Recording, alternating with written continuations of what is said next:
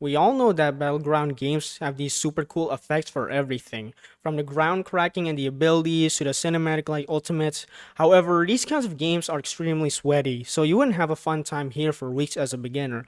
That's my experience. It's only fun when you're good.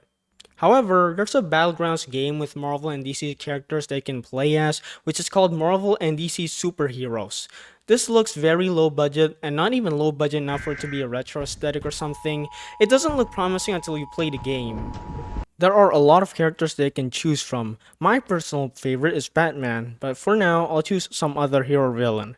There are 4 abilities that you could use, but the difference is that the cooldown is way faster than any regular Battlegrounds game, as it only lasts around 5 seconds. And yes, I called it a Battlegrounds game just because it's a free-for-all PvP game with no time limit and to get clicks. But genuinely, this game is pretty interesting. Every character has its own playstyle. For example, Green Goblin has no other melee attack other than the default punch that all characters have. Then you have Hulk, who dishes out high damage and the ability to stun players that are close to him. The downside is that he can't fly, so escaping is pretty much impossible without third party getting to fight. Then there's Batman, my personal favorite. He's pretty special. He's a mere mortal human compared to almost all the roster of characters in this game, but he's not merely a mere because he utilizes tools to his advantage, his hand-to-hand skill, and his tactics. How he carries out his attacks in this game is to ambush and stun the target, then he throws a batarang at the now stunned superhero or villain, then he beats the crap out of them. Since he can't physically fight even one superhero, let alone multiple players in a free-for-all game, he has the grappling hook that lets him retreat out of the fight when he's at a disadvantage. And if a certain target is quite erratic, he can quickly blind them temporarily with a flashbang, making dangerous targets shoot aimlessly, allowing him to retreat safely without getting shot at. Okay, enough of the Batman praise. The point is, each character has their own playstyle.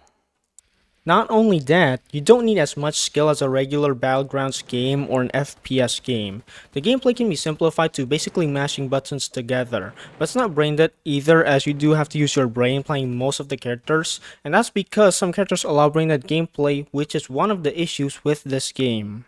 Only a couple of characters are brain dead, or at the very least annoying. First, we have Magneto. The brain dead gameplay involves you ambushing an enemy up close using the kinetic ability, then you press the second skill after holding the enemy in place to instantly put metal shards into them. Then you can just insta-kill them with the third skill. There's no counter to this, and if you're in danger, just pop the shield and fly. Make sure all your skills finish cooling down first, and your flight meter is full. So it's like killing with Batman, but with none of his downsides of having to throw the batarang and spam M1 the stun target that leaves him vulnerable. Secondly, we have Invisible Woman. Not as broken, but still annoying. She can be invisible for so long and could just hold you down with her telekinesis and annoy you. While her attacks aren't instantly lethal, trying to retaliate is hard as she could just retreat unseen. She's just annoying to deal with, that's all. And the second issue is that some of the characters are underwhelming. Deadpool is pretty underwhelming. He's one of the no-fly projectile spammers who just spam spacebar and use the dash ability while spamming your pistol or sword. Speaking of no-fly projectile or melee spammers, characters Dr. Octopus, Toad, Captain America, Harley Quinn, although her bomb ability is pretty interesting, Joker, Scarecrow, although he is unfinished, so who knows, Black Panther, although he's the most fun out of all in this list, Nightcrawler 2, his teleporting gimmick is fun, but his attacks are just basic M1s and a kick, although the force law is empty, so who knows. Although I don't really want this to be changed, this is just my preference.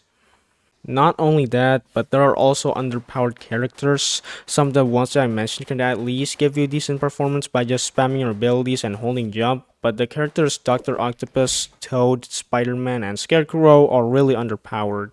The third issue is camera-based flying. Your character faces wherever you point your camera at when you fly, and that gets annoying when you're trying to hover and shoot projectiles. So add Q and E for hovering down and up, respectively, at the same speed as going forwards. However, it seems like the game isn't being updated anymore. Well, it did say it was updated 2 months ago, but I don't really know what was added, so let me know. It is obviously sad seeing your favorite game stopped updating completely, only fixing bugs. This is like Naval Warfare and many other games on this platform. But still, I highly recommend playing this game. The variety of characters and their playstyles and the kill racking should keep you busy for long enough until you get bored from the lack of new content. And now, everybody's favorite part, the rating.